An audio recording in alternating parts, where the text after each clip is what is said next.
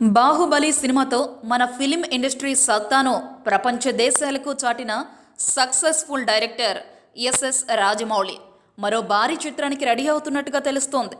ఇప్పటి వరకు బాహుబలి 2తో బిజీగా ఉన్న జక్కన్న పౌరాణిక నేపథ్యంతో ఉన్న చిత్రాన్ని తెరకెక్కించబోతున్నాడట.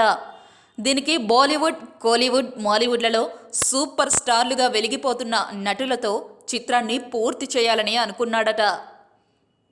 బాలీవుడ్లో కాసులు కురిపించే అమీర్ ఖాన్, తలైవా రజనీకాంత్, మలయాళ సూపర్ స్టార్ మోహన్ లాల్తో ఉత్తరాది నుంచి దక్షిణాదికి వీరికున్న క్రేజ్తో భారతీయ ఇతిహాస గాథ అయిన మహాభారతాన్ని తెరమీదకు తీసుకువచ్చేందుకు రాజమౌళి ఈ మధ్య తన ఆసక్తిని వ్యక్తం చేసిన విషయం తెలిసిందే.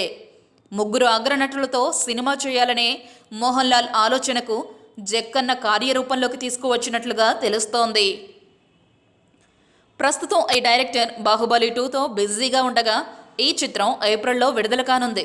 ఇప్పటికే బాహుబలితో రికార్డులన్నీ తిరగరాసిన రాజమౌళి తాజా ప్రాజెక్టును వచ్చే ఏడాది మొదలుపెట్టేలా ప్లాన్ చేయనున్నట్లుగా తెలుస్తోంది.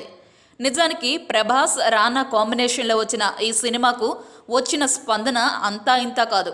అలాంటిది ఒకేసారి ముగ్గురు హీరోలతో సినిమా అంటే ఇక అభిమానులకు పండుగే అని చెప్పాలి. ఇది తెర మీదకు వస్తే 3 సినీ పరిశ్రమలను కలిపిన తొలి డైరెక్టర్గా రాజమౌళి చరిత్ర లిఖించిన వాడవుతాడు.